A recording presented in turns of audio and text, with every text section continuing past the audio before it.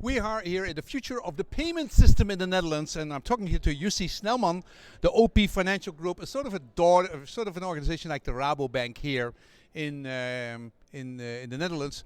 And you've been talking here about the identification system which Finland is adopting, and I'm extremely interested in this because I am a big Estonian. Ich bin ein Estonier. I have a digital identity, and Finland just adopted that system, the Xroad of Estonia.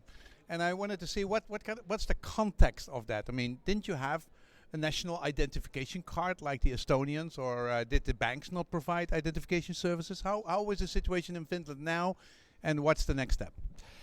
We used to, the Finnish government tried to introduce a national identity card already in the late 90s, which the Estonians successfully did a few years later. But the Finnish try was not a great success. I think there were a few basic mistakes the government Spectacular failure. And what were the three mistakes? The first was that it was not compulsory to have one, so and there were very little services you could actually use with that card. So there was. So that's number one. The Estonians just made it compulsory. And in the first 5 years, everybody said the only thing you could do was clean your window with it during snow. That was basically the use of it. Yeah. And then the services arrived. But everybody had to have it in Estonia and not in Finland. That was correct.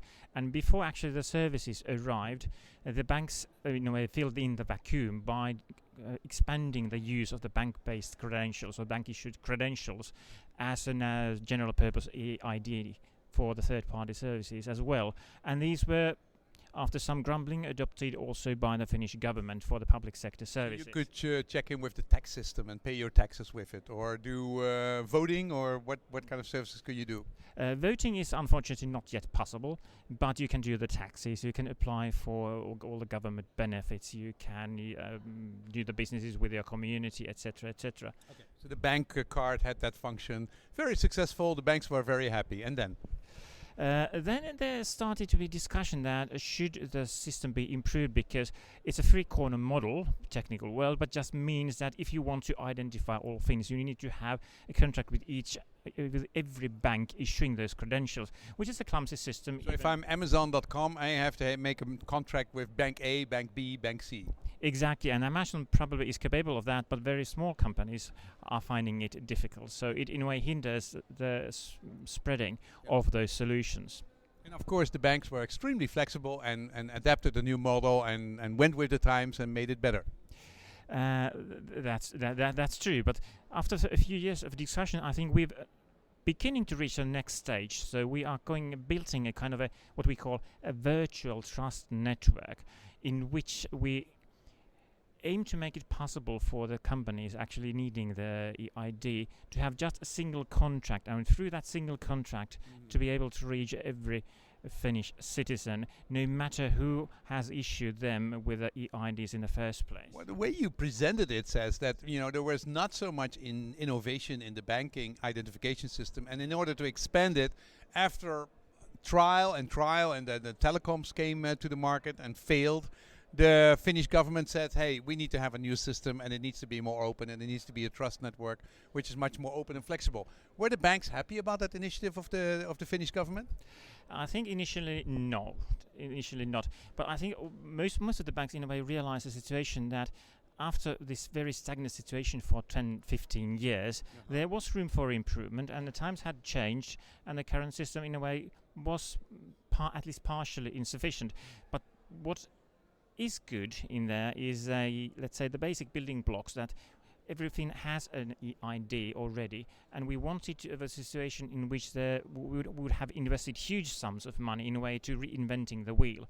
So I think that's why the banks showed quite a bit of flexibility in developing the after the government says we're going to change it anyway.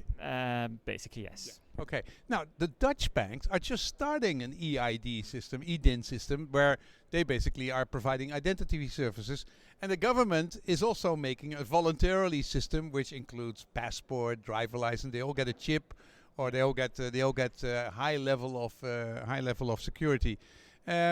Based on what you know now, would you recommend that they start doing that?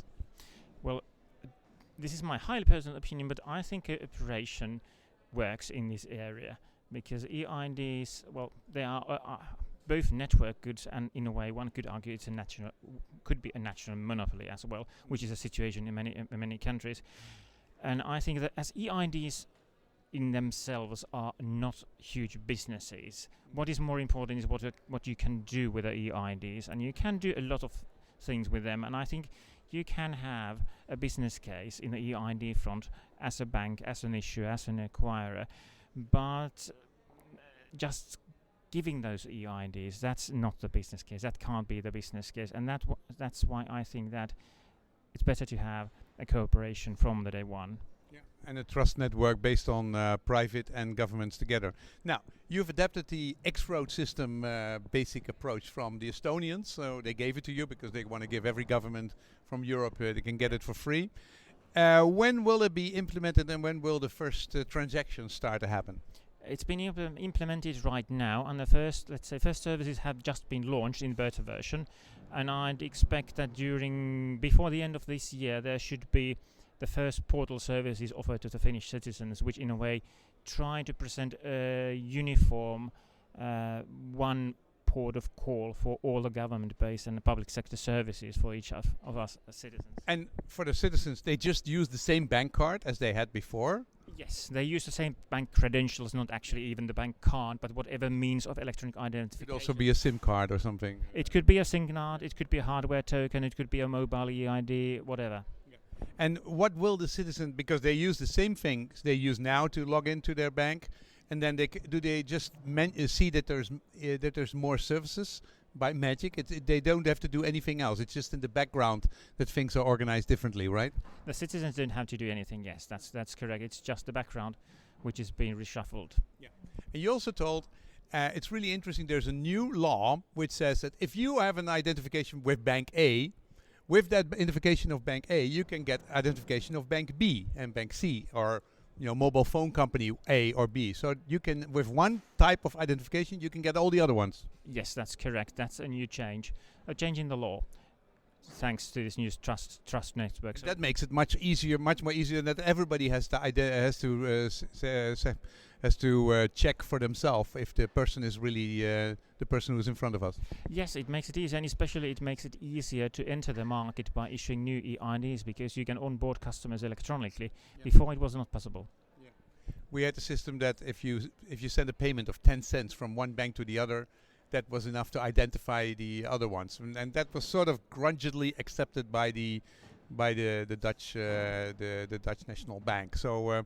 Okay, how long will it take before this really has makes a big impact in Finnish society? Because you are as slow and as complex and you have as much how do you say that, systems in place as we have in Holland. Well, the trust network should start operationally by May 2017. But the world is not ready yet then. I think we need a longer migration period for everybody to be able to participate. But let's say in the space of 2 years, I think things could start to look a bit different. Okay. And in 2019, I think, every digital identification from the Finnish, from the Estonians, from the Dutch should be accepted in other countries. Is that also included in your new trust network? The EI has also, of course, been a major influencing factor, and that's behind, let's say, the latest round of law changes, which is also affecting the trust network. So that's been, in a way, built in from the day one. Yes. So I can basically go with my Dutch identification system and check in to a bank in Finland and open a bank account, and also do all the transactions with the Finnish government. Provided that the bank in question wants to do that, because one of the features of the network is that the service who wants to identify customers ultimately decides what methods they will accept. Because it's not it's not by law. It's not by law, so the service it's voluntarily. Yes, the services can choose what methods to accept. But the government cannot choose; they have to accept it. The government has to accept it to a certain degree, yes. And within the trust network, as mentioned, if you want to be an acquirer of EID transactions, you have a right to do that. No issuer can refuse to play with you. But the final end users, they are free to choose. So as a citizen, I'm free to choose what form of EID I want to utilize. Yeah. And as a service provider, I'm free to choose what form of EIDs I want to accept. Okay. to access my services. Extreme interesting example from Finland, which we can learn a lot from because we're in that same stage. So I would say that we have to study the Finnish example. Thank you very much for coming to Holland and to explain it to us. Appreciate it. Okay, thank you.